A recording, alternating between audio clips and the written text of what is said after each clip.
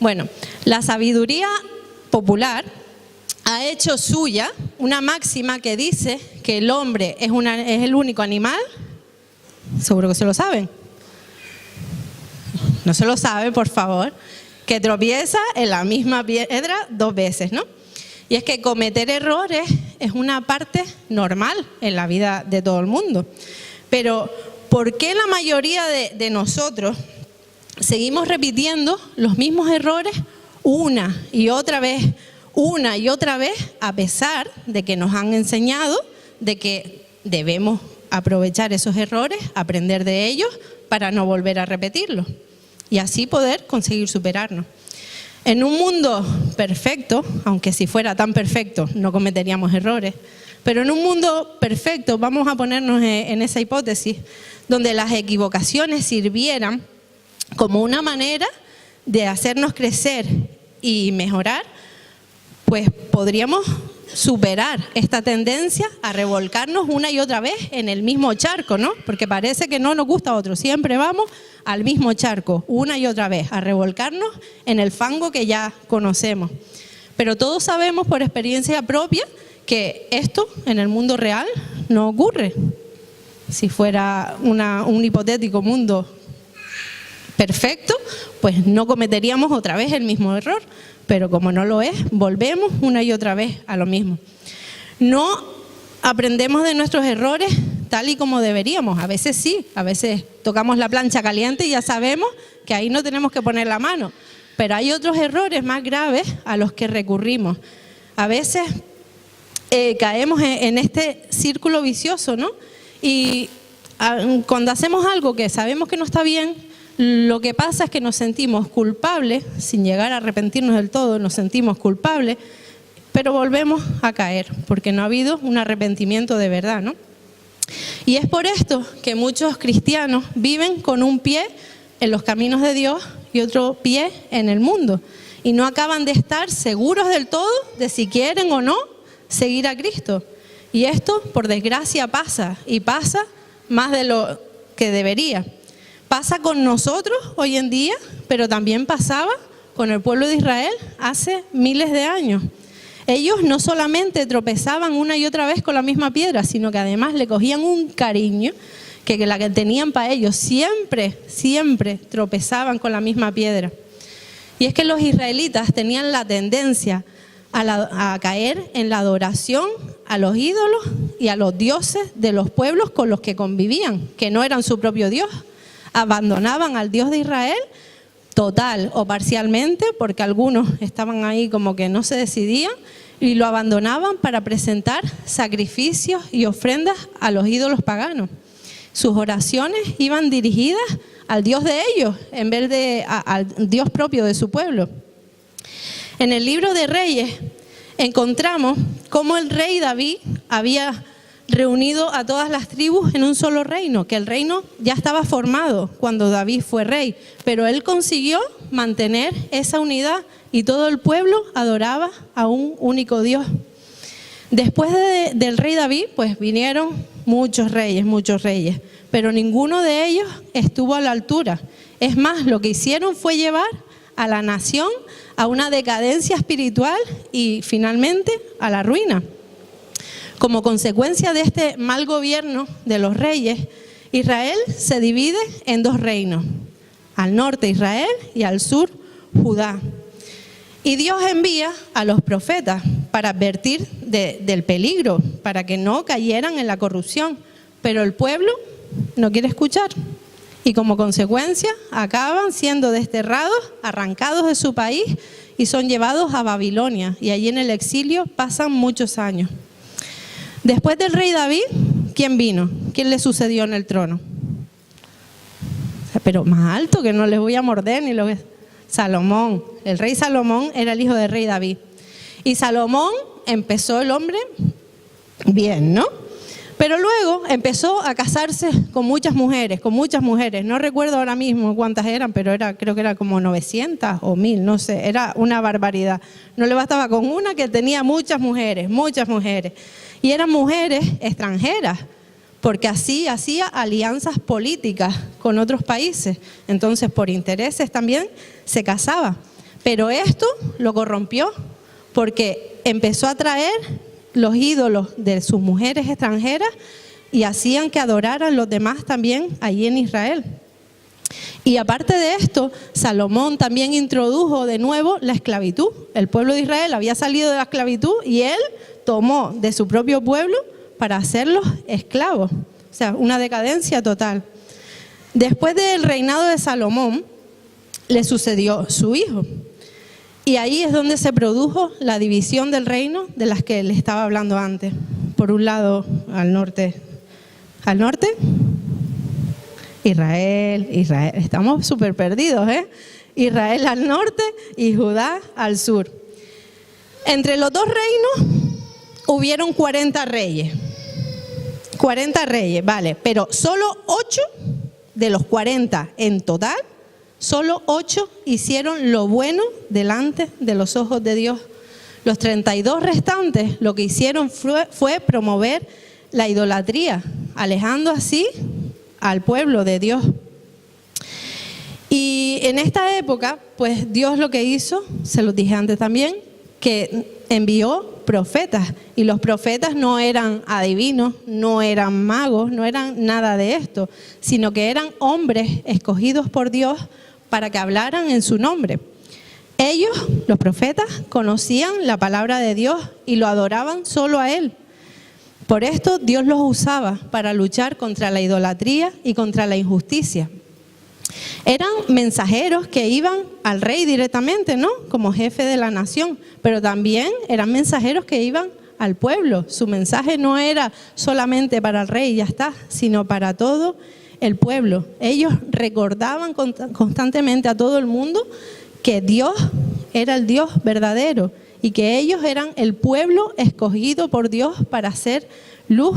Y los profetas estaban una y otra vez encima de la gente, les caían hasta pesados a la gente, los veían venir y decían, ay, madre mía, la que me va a caer, porque estaban una y otra vez, arrepiéntanse, porque lo que están haciendo no está bien delante de Dios.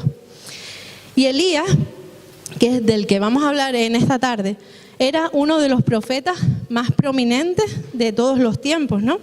Pero a Elías le tocó lidiar con uno de los peores reyes que existió en la historia del pueblo de Israel.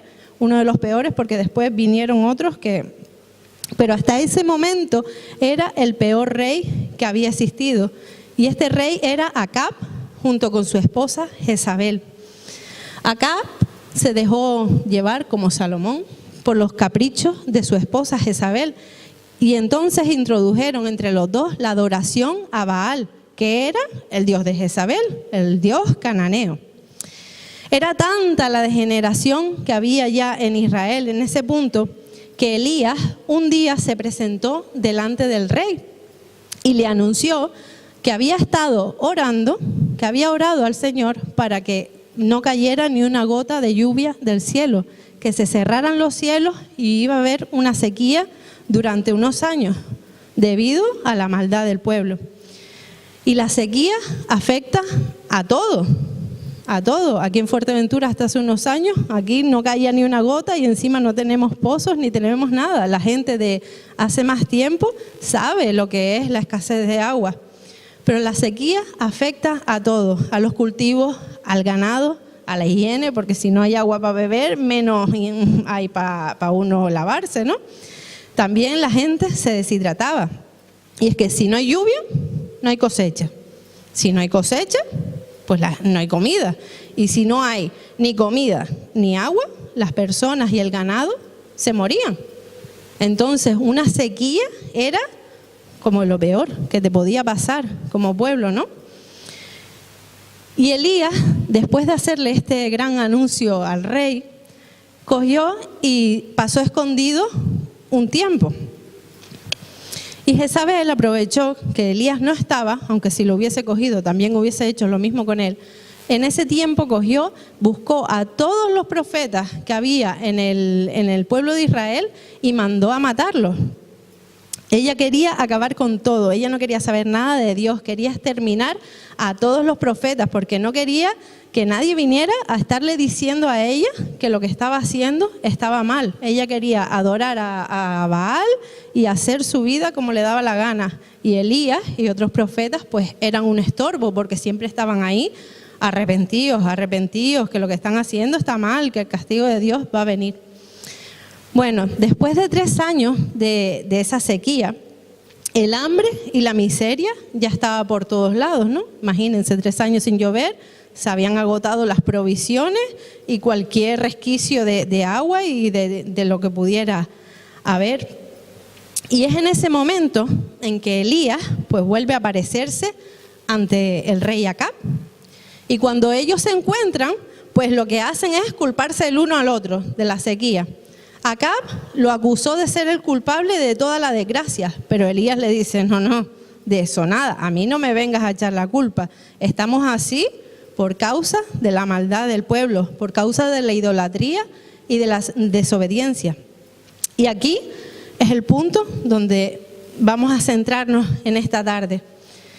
Llega ese momento en esa conversación entre Elías y Acab pues Elías reta a Acab, o como se diría hoy, lo desafió a hacer un challenge. Los más jovencitos saben lo que es un challenge, ¿no?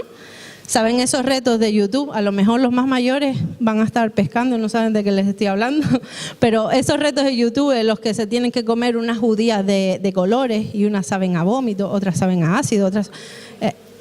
o el reto de tirar la botella para arriba y a ver quién, de flip-flop, no sé qué, no me acuerdo cómo se llama, algo de bottle, no sé qué.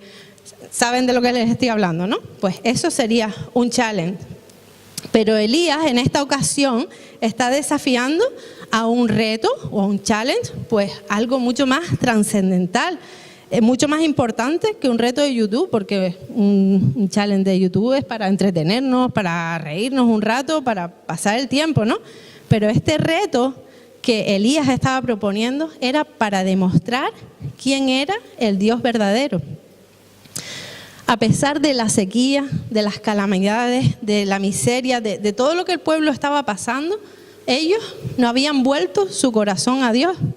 Ellos seguían rindiéndole el culto a Baal, esperando cosas de Baal, depositando su confianza en él.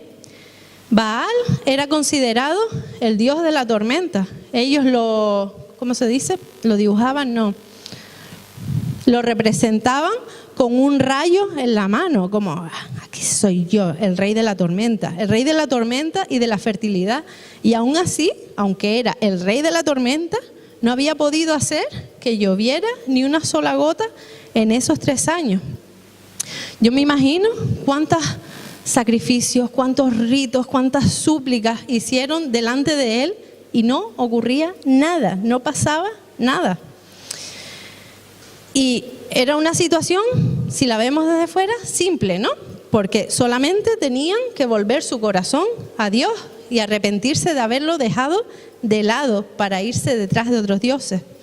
Y si vemos esta historia desde fuera, ¿no? Porque siempre desde fuera tenemos otra perspectiva, se ve mejor, pues vemos que la solución era súper sencilla. El Dios que los había liberado de la esclavitud en el pueblo de Egipto, el Dios que había abierto el mar, el Dios que los había librado de la batalla, el Dios que los había cuidado en el desierto, el Dios que los había establecido por fin en la tierra prometida, fácilmente podría hacer llover. O sea, todas las plagas, todo lo que hubo en Egipto, Dios no iba a poder hacer llover. Y es que es fácil, ¿no? Cuando lo vemos desde fuera, pero a nosotros nos pasa exactamente lo mismo. Es difícil obedecer a Dios porque nos resulta más cómodo vivir haciendo lo que nos da la gana. Es difícil arrepentirnos cuando hemos hecho las cosas mal, porque el arrepentimiento implica un cambio. No es una culpabilidad de, ay, qué mal me siento y ya está, y lo dejo estar. No, si hacemos algo mal y nos arrepentimos, el arrepentimiento tiene que tener un cambio. Y es mucho más fácil servir a un Dios que no me pide que cambie, sino que me quede como esté. Un Dios con el que yo no tengo que arrepentirme de nada. Es fácil servir a un Dios al que mi vida le importa un comino lo que yo haga o deshaga. Y lo único que tengo que hacer con este Dios, como sería Baal, es llevarles mis ofrendas religiosamente y ya está. Y no tengo que hacer más nada, sino cumplir con una serie de ritos. Arthur Pink, que fue un evangelista inglés, escribió lo siguiente: por desgracia, esta es la pobre condición del ser humano, listos para ser testigos de los milagros de Cristo, pero sordos al arrepentimiento, satisfechos con cualquier espectáculo público que apele a los sentidos, pero disgustados con cualquier palabra de reprensión o condenación. ¿Es así con nosotros? ¿Estamos nosotros listos para quedarnos solamente con la parte buena, con los milagros, con ay Jesús, Dios todo es amor, con esa parte buena? ¿O también estamos dispuestos a arrepentirnos y a cambiar cuando estamos haciendo las cosas mal? Vamos a ir a la lectura, a ver quién tiene su Biblia, su móvil o lo que sea. En Primero de Reyes 18, del 20 al 21.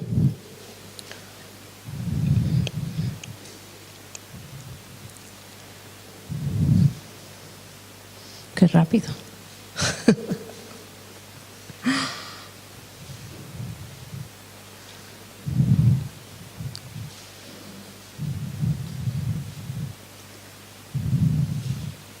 A ver, que todavía estoy oyendo hojas.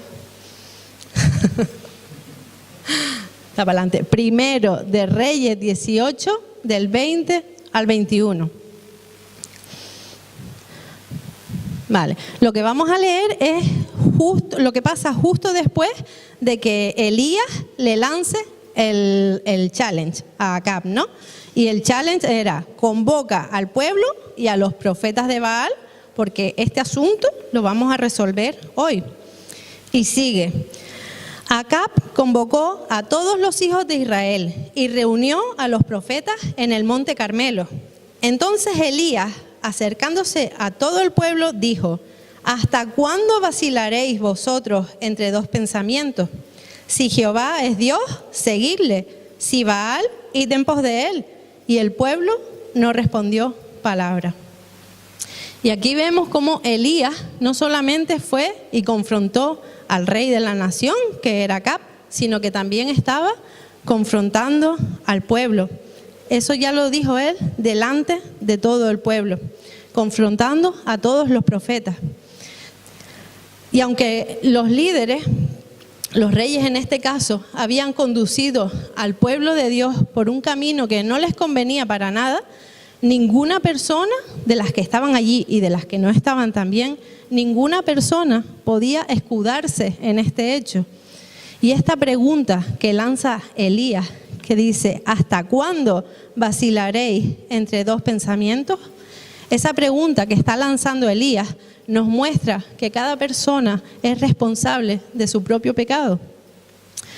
Hoy en día hay líderes y pastores que se han dejado corromper por el mundo, se han dejado llevar por sus deseos, sus ideas personales, y con el ejemplo que ellos dan arrastran a miles de personas. Y es una pena, pero cuando estemos delante de Dios, Él nos va a pedir cuentas a cada uno en particular. Así que si tienes una Biblia, un móvil o lo que sea, léela. Aprende de Dios, encuéntrate con Dios cara a cara. Y está bien tener a alguien que te enseñe, porque todos necesitamos a alguien que sepa más que nosotros para que nos enseñe. Pero no te dejes llevar por solo lo que te digan los demás, por lo que te cuenten, por lo que oyes aquí los domingos. Sobre todo, si lo que yo te estoy contando o lo que cualquiera te puede estar contando no tiene nada que ver con lo que Dios te está hablando por medio de su palabra. En el tiempo de los reyes vemos que si al rey se le ocurría introducir a un nuevo Dios para rendirle culto, pues el pueblo iba y le rendía culto, no se cuestionaban nada. Pero siempre, a pesar de que eso lo hacía la mayoría, siempre había un remanente que permanecía fiel. Y Dios seguía levantando hombres y mujeres para recordarle al pueblo quién era Dios. Y también lo hace hoy en día. Así que ni nosotros ni ellos tenemos excusa. Cada uno tiene que responder por sí mismo.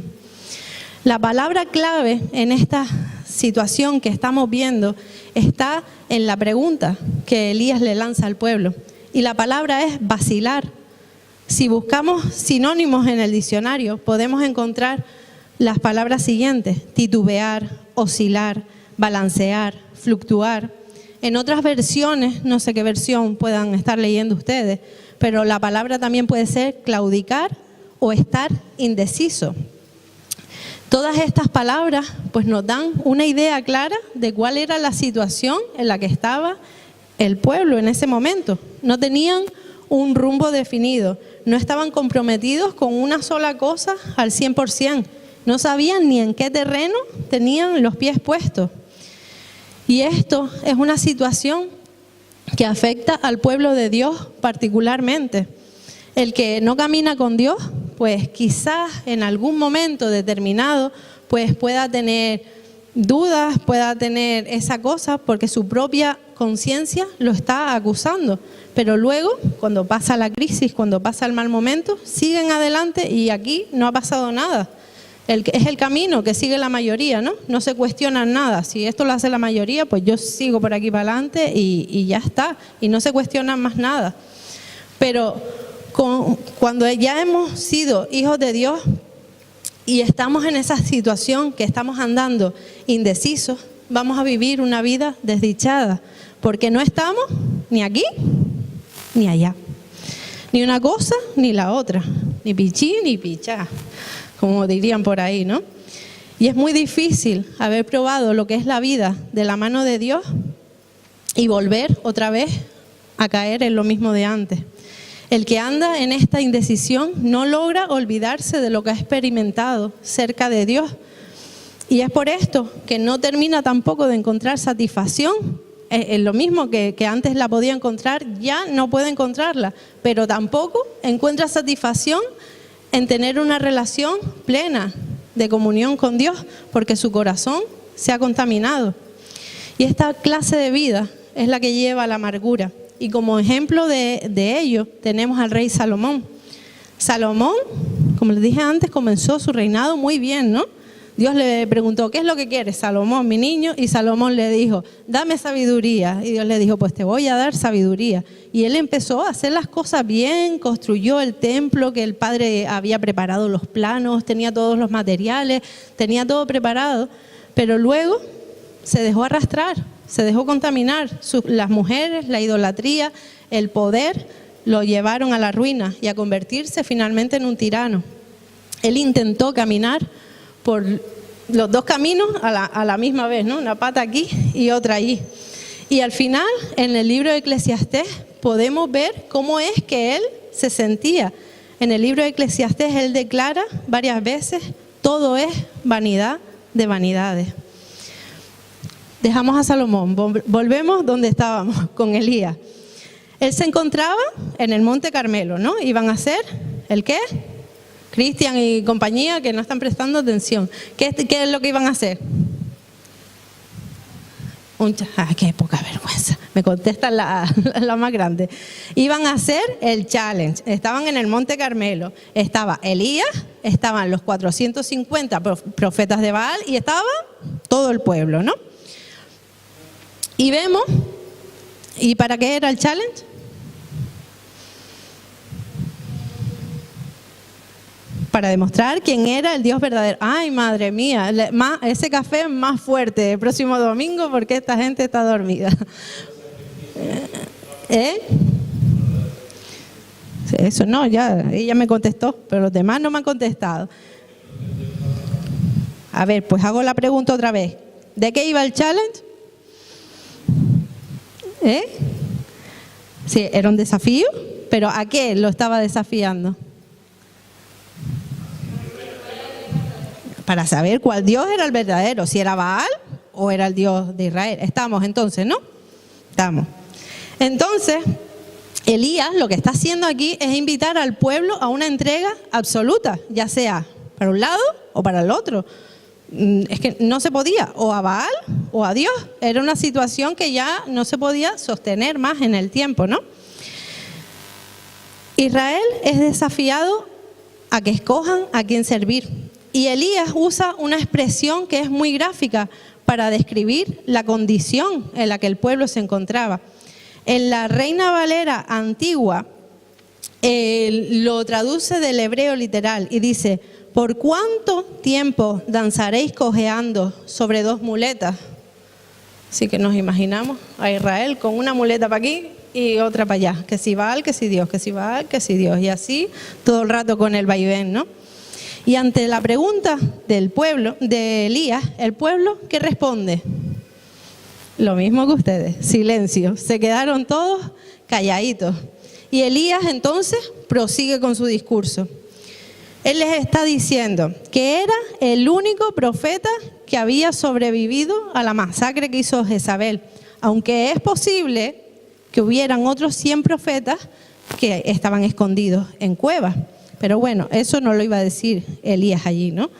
Él era el único que quedaba frente a los 450 profetas de Baal. Y Elías ya estaba en desventaja, ¿no? 1 contra 450, pero aún así les da ventaja. Y les dice que traigan 2 toros. De esos 2 toros, que elijan el que mejor a ellos les parezca, ¿no? Que lo cojan, lo preparen la leña, pongan al toro encima, lo partan a la mitad, pero que no prendan fuego. Y él va a hacer lo mismo por otro lado. Con el toro que ellos no quieran, él va a coger su toro, lo va a partir, va a hacer un altar y tampoco va a prenderle fuego. Porque el reto estaba en que el Dios que mandara el fuego del cielo era el Dios verdadero. Y así, pues todo el mundo lo iban a saber, ¿no? Elías les da una ventaja más. Ya iba como de sobrado. Les da una ventaja más. Primero, si Baal hubiese mandado fuego del cielo, ya la historia se hubiese acabado, ¿no? Pero él estaba seguro de quién había creído. Y les dijo: empiecen primero, que ustedes son más, que van a tardar más. Ellos empiezan primero, ¿no? Tenían la ventaja de que eran más, de que habían elegido el mejor toro, de que estaban en su territorio, porque ese era el territorio donde ellos hacían sus sacrificios normalmente. Y también tenían como el medio apoyo del pueblo, porque el pueblo estaba involucrado en esos ritos desde hacía años. Y así lo hicieron, ¿no? Empezaron por la mañana hasta el mediodía. Los profetas invocaban el nombre de Baal, pero Baal no respondía. Bailaron y gritaron alrededor del altar, pero Baal no respondía. Y llegó el mediodía y Elías comenzó a burlarse de ellos y les decía en el versículo 27, tendrán que gritar más fuerte, sin duda que es un Dios, tal vez esté soñando despierto o quizás esté haciendo sus necesidades. Seguramente salió de viaje o se quedó dormido y necesita que alguien lo despierte.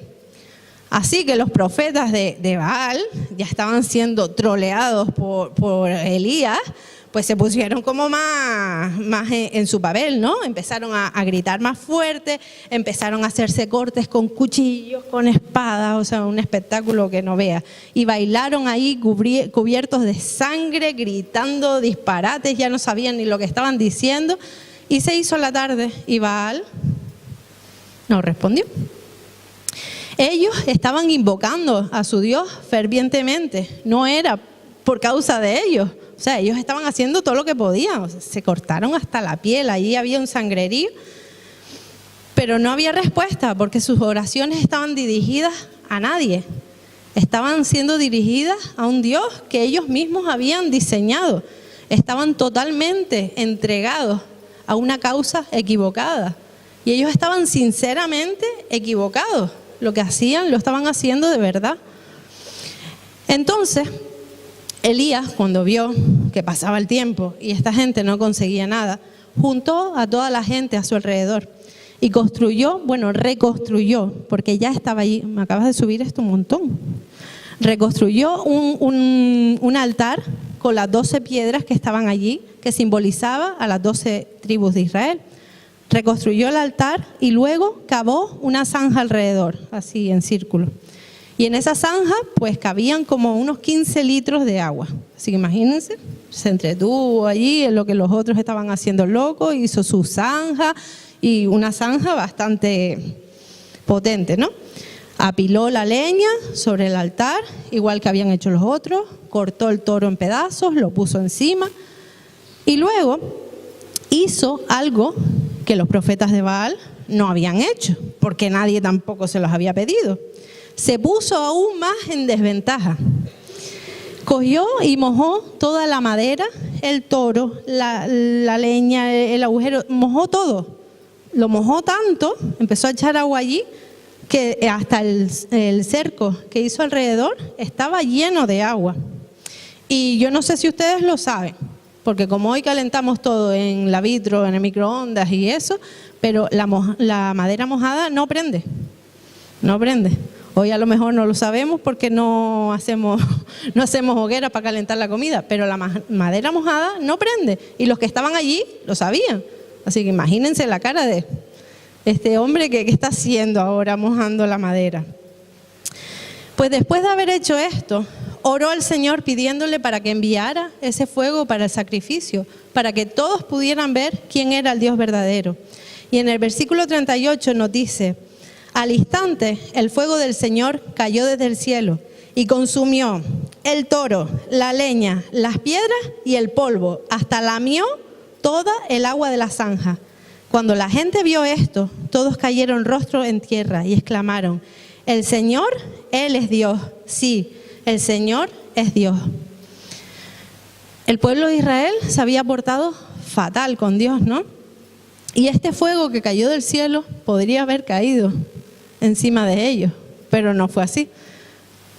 Se podía haber acabado la historia de infidelidad ahí, ¿no? Ustedes quieren fuego, se van a enterar, para que se dejen de estar vacilando que si ahora sí, que si ahora no. Podía haber caído, pero no fue así. Cayó sobre la víctima inocente que ya estaba preparada allí para el sacrificio. Y esto es porque Dios lo hizo por amor a ellos, por misericordia, porque Dios es un Dios que siempre nos está dando oportunidades para que lo elijamos, pero también nos da la opción de no elegirlo, aunque Él desea que lo elijamos de verdad. En el versículo 39 que acabamos de leer, dice que todos se postraron en el suelo reconociendo quién era el Dios verdadero. Este fue un acto de reconciliación, ¿no? El pueblo se arrepintió, se postró en el suelo y dijeron: de verdad, este es el Dios verdadero. Y esto lo llevó a la bendición, ya que una vez que reconocieron, se arrepintieron, cambiaron, Elías oró y volvió a llover sobre la tierra. Como el pueblo de esta historia, muchos cristianos se debaten hoy en día también entre dos opciones. No acaban de elegir entre el Dios verdadero y otros dioses. Y como ya hablábamos hace 2 jueves, a veces damos lugar a ocupas en nuestra vida.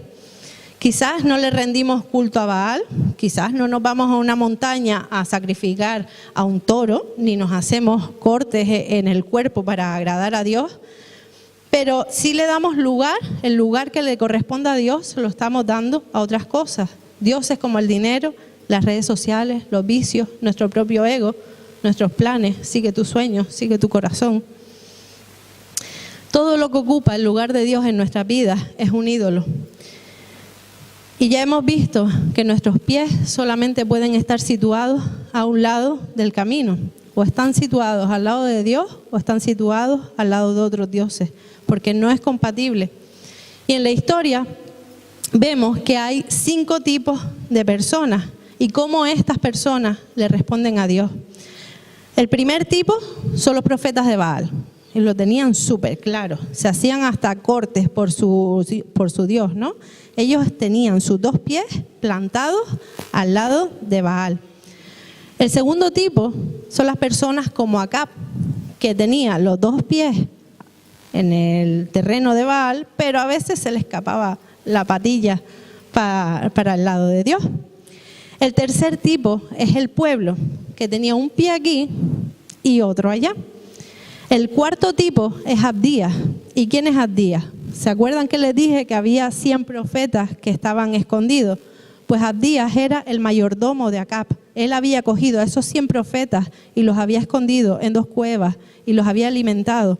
Y él estaba exponiendo así su vida, porque si el rey se enteraba, se lo cargaba a él también, ¿no? Y entonces las personas como Abdías tienen los 2 pies del lado de Dios, pero le pasaba como acá, pero al revés. A veces se le iba la patilla para el otro lado. Y luego está el quinto tipo de personas, que son las personas como Elías, las personas que tienen los dos pies firmemente plantados en el lado de Dios. Son cinco tipos de personas que nos representan a nosotros hoy en día, ¿no? En este mundo. Y la pregunta para nosotros hoy es, entre el mundo y Dios, ¿dónde es que estamos? ¿Tenemos los dos pies plantados firmemente en el lado de Dios? ¿O tenemos los dos pies plantados en el mundo? O quizás tenemos uno aquí y uno allá. En la vida, todos llegamos a un punto en el que nos encontramos con una encrucijada como esta. Una encrucijada es un punto donde se encuentran dos o más caminos, dos o más opciones. En este caso, solamente hay dos, para un lado o para la otra. Y tenemos que elegir la que más nos conviene. Y les quiero animar en esta tarde a que puedan plantar sus dos pies en el lado de Dios y que dejen de seguir a la pata coja, que suelten las muletas esas y dejen de seguir a dioses falsos si es que lo están haciendo. Seguir a Cristo es una decisión que un día tomamos, pero es una decisión que tiene que acompañarnos cada día de nuestra vida, porque en el camino siempre se nos van a presentar opciones, siempre se nos van a presentar encrucijadas y tenemos que saber dónde estamos parados para poder decidir bien. Y ya llevamos varias semanas con el mismo tema, ¿no? No el mismo tema exactamente, pero bueno, al final todo va a parar al mismo sitio. Comenzamos hablando de la dependencia de Dios. La dependencia nos lleva a confiar en Él, a confiar que Él tiene lo mejor para nosotros. Y esta relación de dependencia nos va a acompañar en los procesos de transformación, una transformación que terminará cuando estemos en la presencia de Cristo. Y aunque este proceso de transformación nos va a presentar muchas opciones, muchas encrucijadas, les quiero animar a que puedan decidirse por lo mejor, que es seguir a Cristo a pesar de todas las presiones externas. No se trata de que tengamos que hacer un challenge, no se trata de que tengamos que estar ahora haciendo sacrificios y pidiéndole a Dios que mande el fuego del cielo para demostrarle aquí a todo el mundo quién es el Dios verdadero. Si hemos sido rebeldes, aún habiendo conocido a Dios, lo que merecemos es juicio. Eso es lo que nos merecemos, ¿no? Pero al igual que en la historia de Elías, el castigo lo recibió un inocente, pues en nuestro caso el castigo lo recibió Jesús para que nosotros podamos tener una relación directa con Él, para que podamos andar con Dios. Y te animo a ser como Elías, y me animo a mí misma también a tener los dos pies puestos en el lado de Dios. La vida de Elías no fue una vida perfecta ni un camino de rosas. Pasó miseria, pasó dolor, pasó depresión y tuvo también momentos de desánimo, pero nada lo separó del amor de Dios porque sabía dónde estaba plantado. Así que les animo a permanecer fieles a pesar de que estemos en territorio hostil. Vamos a orar. Señor, te damos muchas gracias porque tú siempre estás ahí, Señor, y permaneces fiel a pesar de que nosotros te fallamos continuamente. Te pedimos, Señor, que tú nos ayudes a estar siempre de tu lado, Señor. Ayúdanos a no estar coqueteando con el otro camino, Señor. Ayúdanos a plantar nuestros pies en tu camino, Señor, a seguirte solamente a ti. Ayúdanos a no dejarnos estar convenciendo por las cosas que vemos, que igual nos parece que son más atractivas, sino, Señor, ayúdanos a fijarnos solamente en ti y a no prestar atención a las distracciones de alrededor, Señor. Ayúdanos a caminar contigo, Señor, porque sabemos que aunque el mundo nos presione, aunque otros nos presionen, Señor, tú nos vas a pedir cuentas a cada uno en particular. Y cuando estemos en tu presencia, Señor, que podamos decir, seguí tu camino, Señor. No fue fácil, pero aquí estoy. En el nombre de Jesús, amén.